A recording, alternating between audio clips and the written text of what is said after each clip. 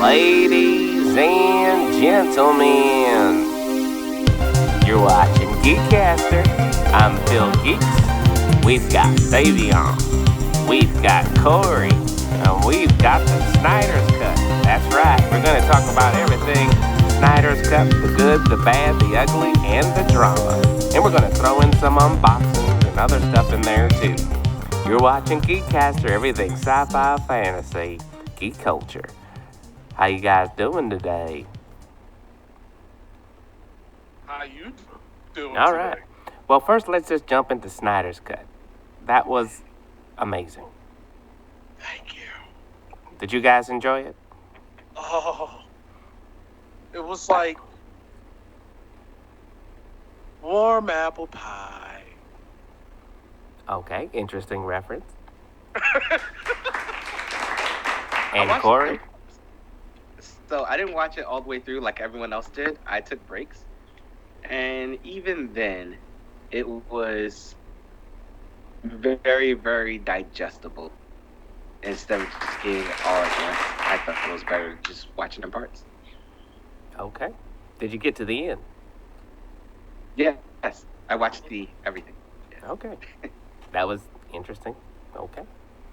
Well, I'd say it was well worth the wait. We've been waiting a long time to get that going, and I feel that it puts us in a nice little place there. I think the Snyder's Cut is going to be the new standard on telling stories. No, you don't think so? No. And why No. is that, Corey? While it was strictly fan service, DC has said that was it.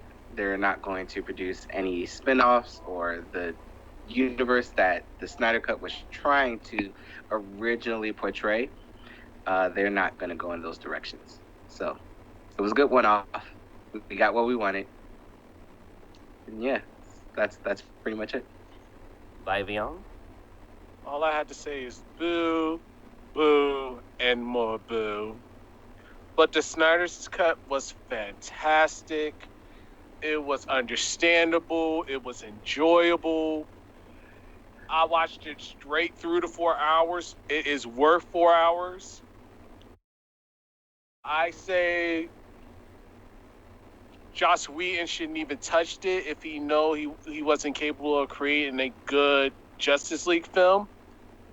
And I'm assuming that he just thought, oh, it's Justice League just like they did with the Avengers. Let me utilize the Avengers into this Justice League. And it just... Okay, what does that mean? You're saying a lot of little things on there, like let's do a deep dive. What does that mean? And say it fastly, please. I said, I think he pretty much is trying to direct an Avengers film using Justice League. Yeah, but what does I that don't know. mean? What do you mean by that? He was trying to make it into a different style. Like, oh, in his version, he was thinking, oh, you can have your comedic moments. Batman, but he basically picked certain characters wrong to have their comedic moments. Like Batman getting hurt, and he was like, ow, I'm hurt, my body. Compared to, you supposed to know that the Flash is the comedic moment because he's the one that's like youthful. He's the smart aleck. He's like the Deadpool of the whole universe, technically, of the DC universe. So it looks like he was using a lot of comedy to break the ice. Also, it was certain things that turned me off about the Joss Whedon version. I hope we have a lot of comments because I totally disagree with what you're saying. I'm Yeah, I curious if disagree anyone too. does too. I Well, disagree. go ahead. Y'all can disagree. I just felt that Joss Whedon did a horrible job. He made it into a Justice. I mean, not Justice League. Avengers status Justice League. Right. And that's what I'm saying. He made it into that, and it wasn't supposed to be that. DC is more dark. All right. Well, Marvel- we're with you on there. All right, Marvel so- is more kind of colorful. It has its dark moments, but you can throw comedy in it bit by bit. Okay, and Corey, you want to jump in there before I say that? Yeah, I don't want to completely bash Josh Whedon. He did the best that he could at that moment in time. The and what I'm going to say is controversial, but I think that leads more to Ray Fisher's argument of how there was a lot of pressure on him to deliver, how much he had to cut down and cut out from Zack Snyder's original version to give us what we got in 2017. So, yeah, I would not put everything on Josh Whedon. He's still a good director. Maybe he just didn't know how to take someone else's vision and just emulate it. Create someone else's likeness and using his style and mending the two. I think he had a problem with that. Maybe he was pressured to do what he didn't want to do. He was just the face of the company, and everything falls on him. And maybe in Ray Fisher's claims that this is what we got, the version, not really Josh Whedon's fault, but probably from WB. Now, it's interesting because agree. I actually I agree agree with with you. both of you there. I feel that Dayveonne is correct with the comical moments. But the reason why I say I disagree with you, Dayveonne, is not because of the comical moments. I just thought that they were just not appropriate in a sense that, like, you have to stay true to the character. Batman would not be cracking Right. jokes about being hurt. In fact, Batman would be hurt and wouldn't even say he's hurt. Exactly. You'd have to squeeze it out of him. So there was a lot of things that about Batman, and say what you want, Batman's the glue when it comes to the Justice League, and you have to stay true to the glue. Remember that, little writing guys out there, stay true to the glue. To the glue. Yeah. Not the Gorilla Glue, but No. the glue. Exactly. Now with Corey, I would say, that's interesting, Corey. To take someone's vision and make it your own. Maybe he felt the only thing there was so much good sauce there. The only thing he could do is throw in some jokes. Maybe there's like, oh, well, this is all great. They really don't need to give me a paycheck. All the hard work is done. What am I going to do here?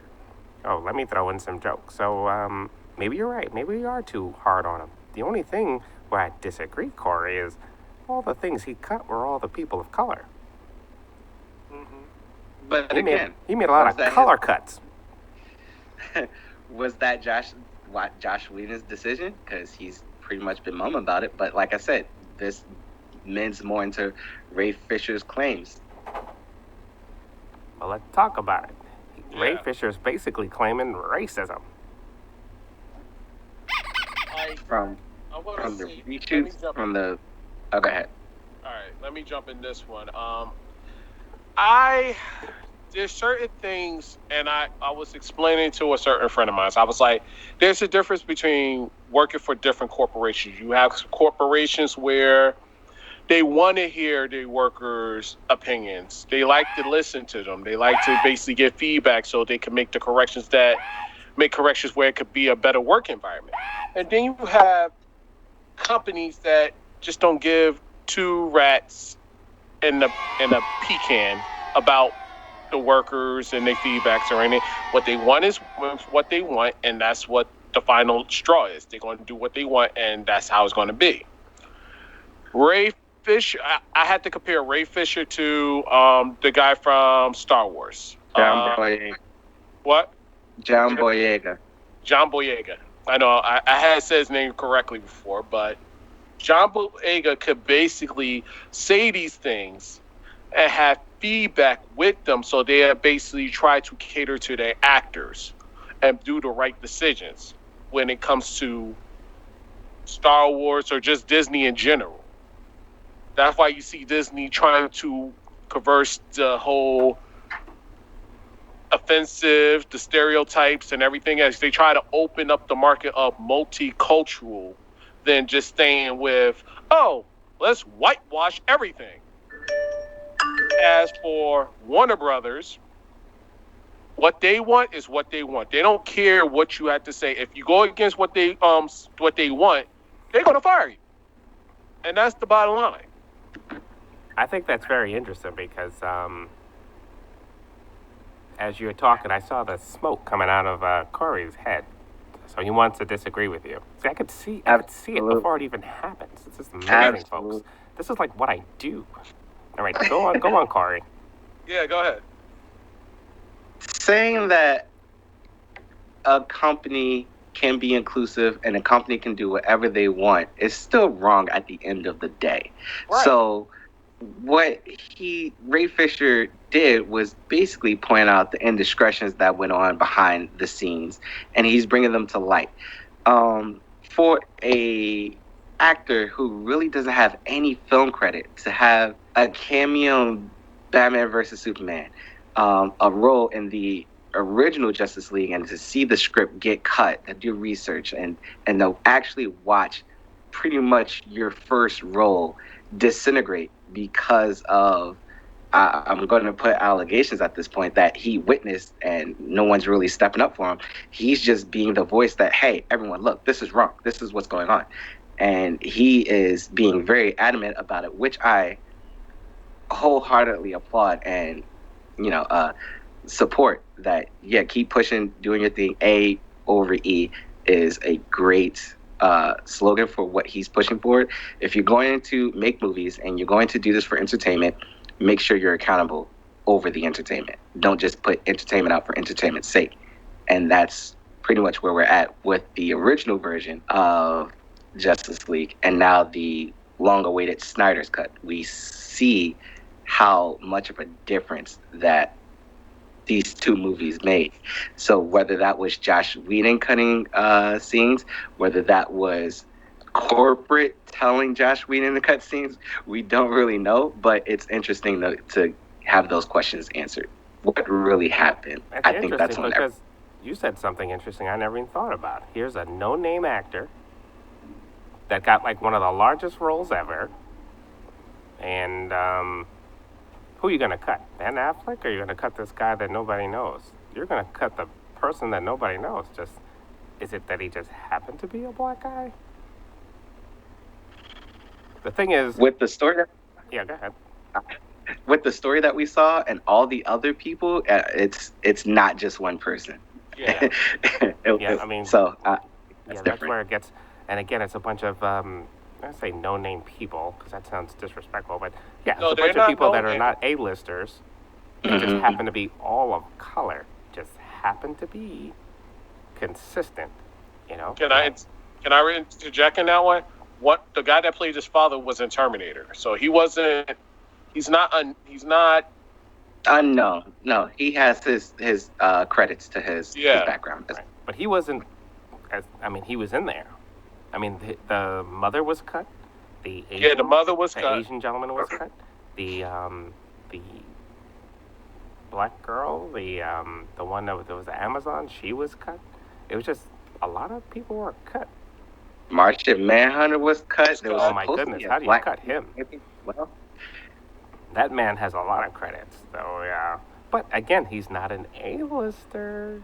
If you wanted to do Dayveonne's point of like, hey, this is a business, and we have to make sure all the A-listers, every line that we paid them millions of dollars to say, we got to make sure that's being said.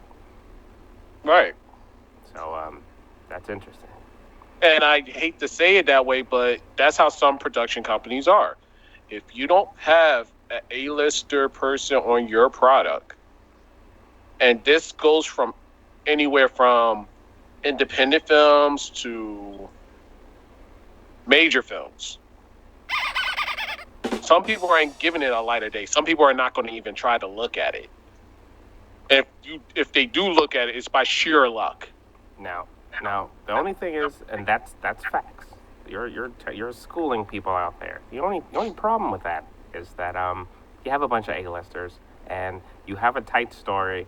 Listen, Ben Affleck, Gal Gadot. Listen, you have a whole bunch of people that are already attached. So there's really no reason. They're there. You're paying them. They're there. They're gonna get the seats. But Cyborg was such an important part of the whole story. You could technically make the Flash's part a lot smaller. Really. Mm-hmm. You didn't even have to bring in the part with his dad. Like, if I was cutting it, because we're going to do Flashpoint and other things, you could literally cut up Flash a little bit. If you wanted to go there. Gal Gadot, right? That whole fight thing, on the bank, you didn't have to put that in there. We would have survived without that scene. You know, because we already have like 2 Wonder Woman things by themselves. We've seen tons of Batman. You don't have to explore those. We've seen tons of Superman, like that whole thing walking in the corn and, he's in the farmland. Oh, I'm back home. I got my memory. We could cut minutes out of that. I'm just saying. We should do a GEEKCASTER cut. Bring that bad boy to 120 minutes flat. But I guess that's the other thing too. Zack Snyder did that for a reason, and it was to, I picked up on it. It was to portray that these superheroes were doing their job. Obviously, Wonder Woman, who's been around for forever, Aquaman, who's been doing his own thing, Flash, who really isn't a superhero, Cyborg, who really had a struggling story. Everyone had their own individualistic stories. And then Batman, being Batman, the leader of Justice League, brought them all in. However, I forget the Asian dude's name who took over Star Labs, who we now know was supposed to become the Atom in future movies. And I called it, told you. Which was dope, good job. And there was supposed to be a Black Green Lantern as well. So with all these things happening, how can we say that you're a production business and you're going to do business stuff first rather than tell these great stories? Why are we putting that above the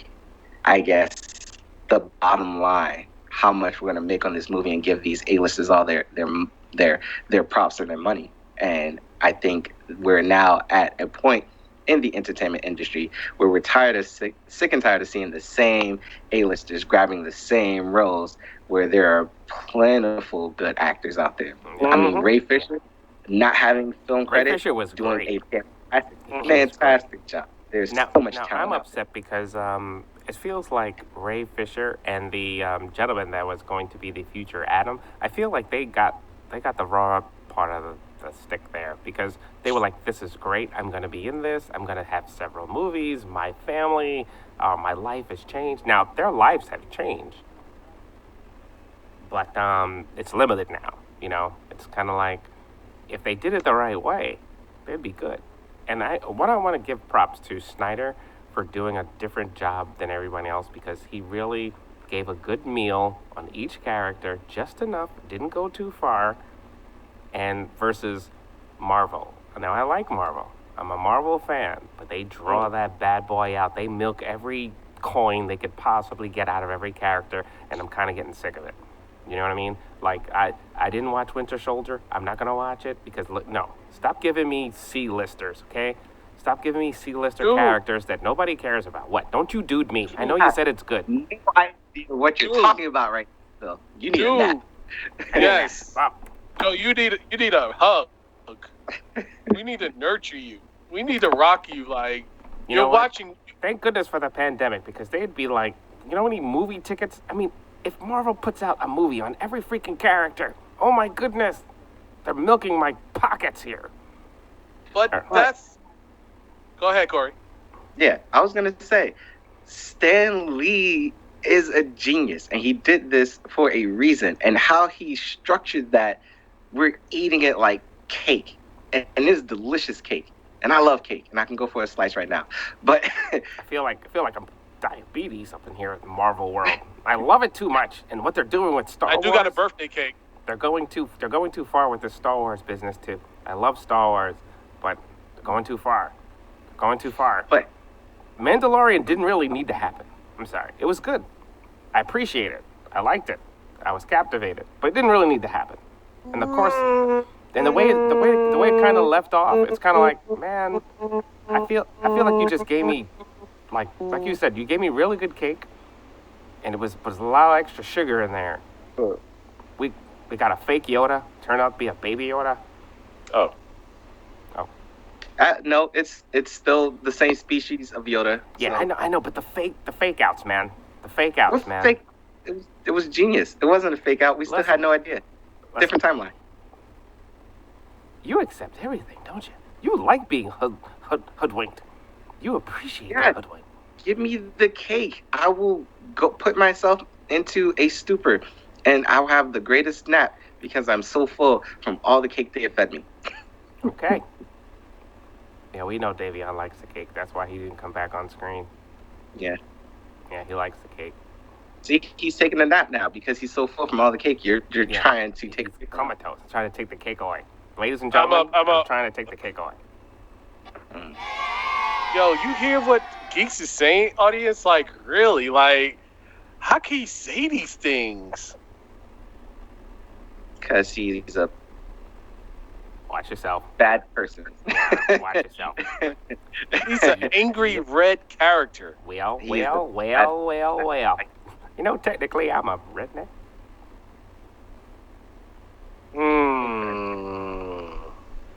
Makes sense. Makes sense. Yeah. Anyway, Where's that? So let's do the unboxings, guys. Let's see what you got going on there, Corey. Dayveonne, I get to go first? Yeah. Yes! Yeah, I ain't got no unboxing. So, last time we did a mystery box from the Rag Company. We did another mystery box from the same company, Rag Company. However, this is a much smaller box, and they had a St. Patrick's Day sale that I got for $75. Upon first look, there is a company that they've teamed up with called P&S Detail Products, and P&S is very, very good products. I forget the guy's name. I think his first name is Matt. He pretty much came up with this company on his own. He couldn't find the products that he wanted to use for his car, so he basically made it. And he has a really good line right now. So, without further ado... Watch your hands.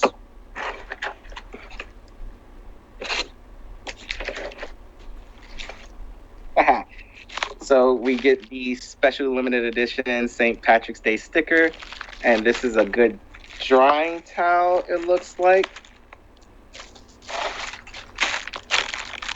A multi-pack called Golf and Chill. So these look like waffle weaves. You can tell that they're waffle weaves because they have squares in them. And that's pretty good when you're washing. It actually encapsulates the dirt into those little pockets, so you're not spreading dirt around, scratching and painting your vehicle. The big one, this is a really big waffle weave drying towel.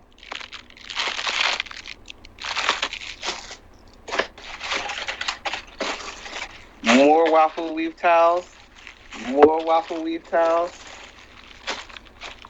A 12-pack multi-purpose microfiber bag.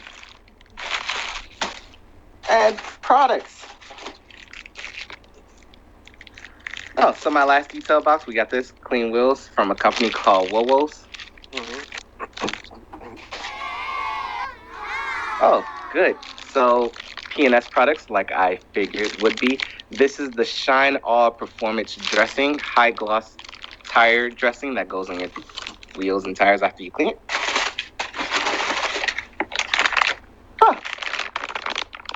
This is cool. And so I have a cleaner. It's called Rags to Riches. So you can clean your microfiber towels in a washing machine, but you cannot use your typical detergents and dyes. Detergents, because they have dyes that will ruin the microfibers. So they have microfiber cleaners that are free of dyes, free of paraffins and all that good stuff. And yeah, they clean your microfiber towels really well. You can use them it extends the life of the microfiber towel, basically. And question before you go back in the box. With that chemical, once you put it in the washing machine, right? Mm-hmm. Let's say it's some residue of that chemical that's still lingering in the washing machine. Is that going to affect your clothes? No.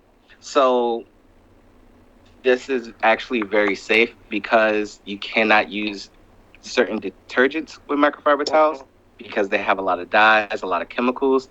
This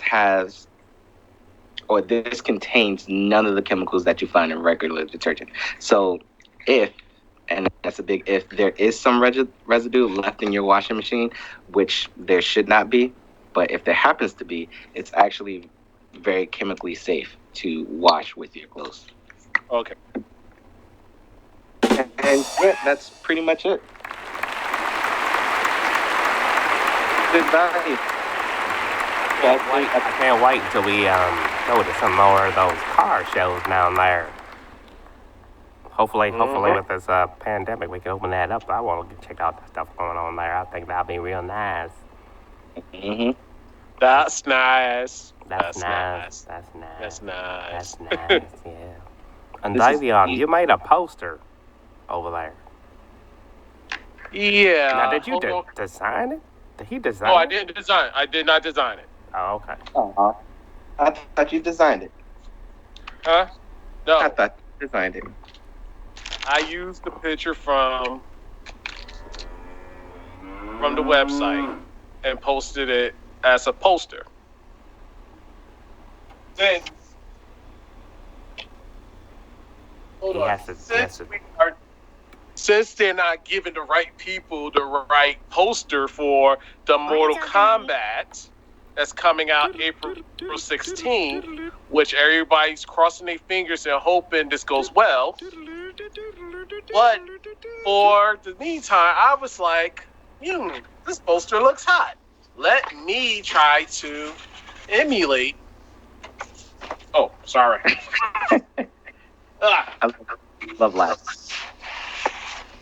Emulate this. Tilt a little forward. You got a little, there you go. There you go. That's nice. So, what I'm going to do, since I use my money for this, I'm going to give each of my friends, my closest friends, a poster. Aww. He's so swell. He's not like the other co-hosts.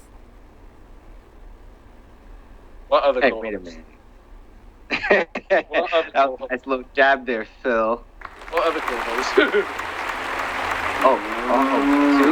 You too? No, not like that. I was thinking about what other co-hosts he was talking about. I said other co-hosts. Yeah. So in short, guys, I think regardless of the situations, we all agree Snyder's Cut is definitely something that people should check out. Do we all agree on that? Yes. Absolutely. I think it was I great. give it a 20.